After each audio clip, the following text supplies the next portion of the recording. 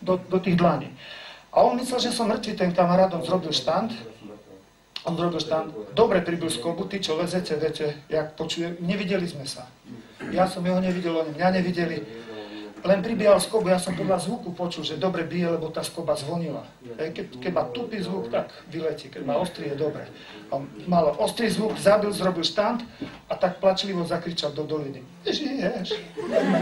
A ja mne som mal hroznú bolesť, nič som sa neozýval a on myslel, že som mŕtvý. A znova ešte raz, Maroš, žiješ?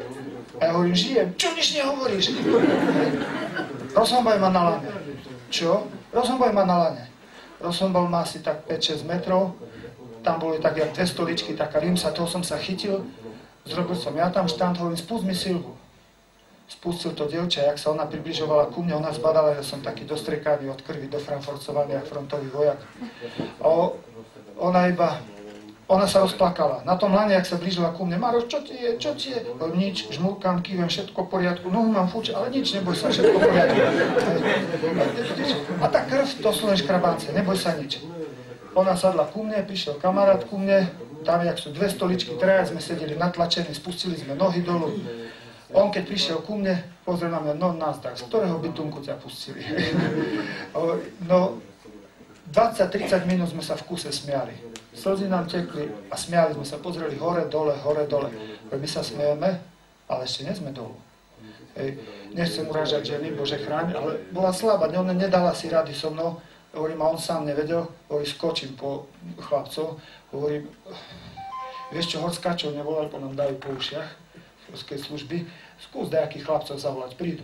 Ja viem, že chlapci prídu, aspoň za môj čas prišli, aj nedávno už, ako som bol kňaz, zasypala lavína minulého roku tam, kde zasypala minulého otca s dcerou, tak predtým pár rokov zasypala tam takisto jedného chlapika, utekali sme rýchlo tam, vyhrabali sme ho z laviny, pravú nohu mal obtočenú kolo krku, čreva, on už bol mŕtvy, ešte som ho zaopatril. Hej, ťahali sme ho, či ja som vedel, že im nepomôžu. 6 Pražáci ma dávali dolu a prvýkrát som sa začal pýtať, a na čo sme tu? A kam vlastne kráčame? Povedz mi, na čo si tu? A kam kráčaš? Mňa keď viezli a prvýkrát som sa začal pýtať, na čo sme tu a kam vlastne kráčame? A ty Češi, co mladej? Neudrel si sa o hlavu? A že nie. Keby som mal encyklopedické vedomosti, ja neviem, na čo som tu. Aký má zmysel môj život? Keby som mal v rece peniazy a poznal každú rastlinku v Tatrách po latinsky pomenovať a neviem, na čo som tu. A povedz, kam sa ponáhľaš? Nevieš, kam ideš? Prečo sa teda ponáhľaš? Prečo chodíš do školy a na čo byť dobrý? Keď nevieš, kam kráčaš a nevieš, na čo sme tu. A tak som nikomu nič nepovedal a zmizol som do seminára. Ani mojej mame som nepovedal, som bol na skúšky a prišiel papier od biskupa a ja už som vedel, že som prijatý. A moja mama, tam máš list. Poviem, ja viem, mama. A čo to tam máš? Ale tak idem sa učiť. A kde sa ty ideš učiť? Za kuchára. A mama hovorí, ale netaraj, veď ani čaj nevieš uvariť. No veď za to idem sa učiť, mama. Ale Maroš, roztrhol som list, ukázal som mame list. A mama prečítala, pozrela na mňa, pustila list, rozplakala sa. Išla umývať riad, pozerala na mňa, zase umývala riad, zase pozerala na mňa, pustila handru, vyboskala ma, zase umývala riad. A sa pýta, jak to? Ja neviem. Jakže nevieš? Neviem, mama, neviem. Najhoršie bolo potom, keď to tak hovorím, moja spolužiačka. Vyšiel som von a v Kežmarku je to malé mestečko.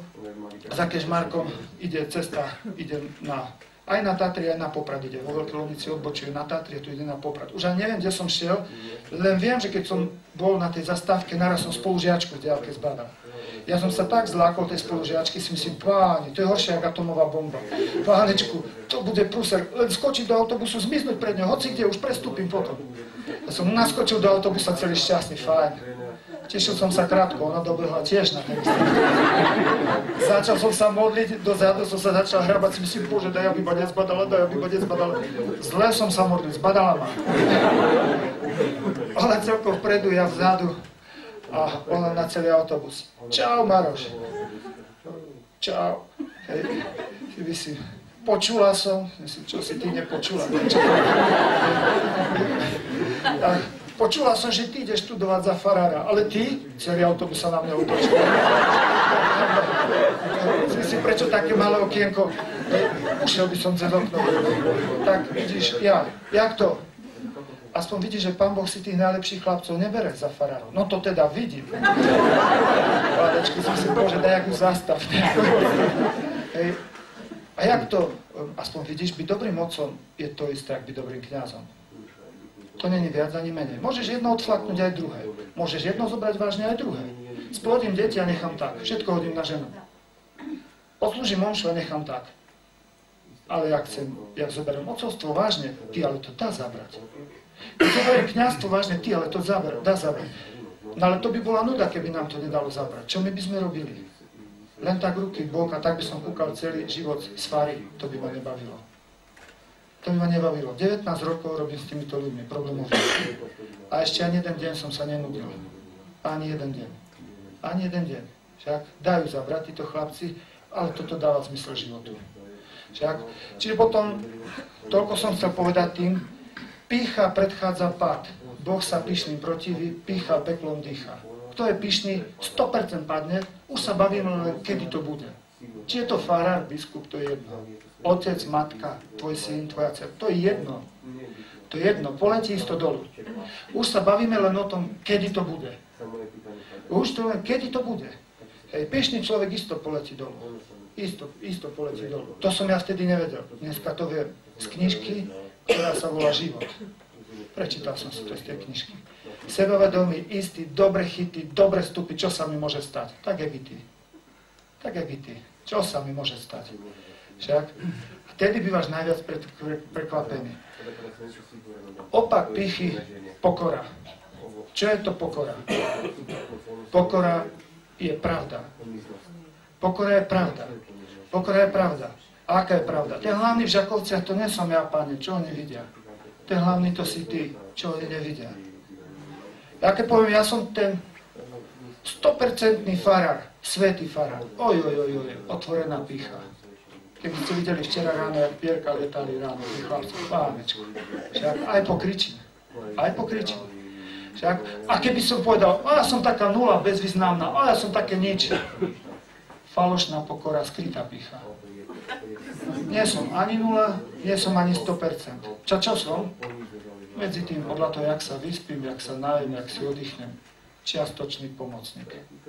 Minule som bol na 45% a minule len na 15%. A minule zahambujúce 6. A potom zase na 32. Však, prosím, kto si ty? Čiastočný pomocník, otec, matka. Ty nie si majiteľ svojho syna, majiteľka svojho syna, dcery. Ty si správca. Tak neprivlastňuj si to, čo nie je tvoje.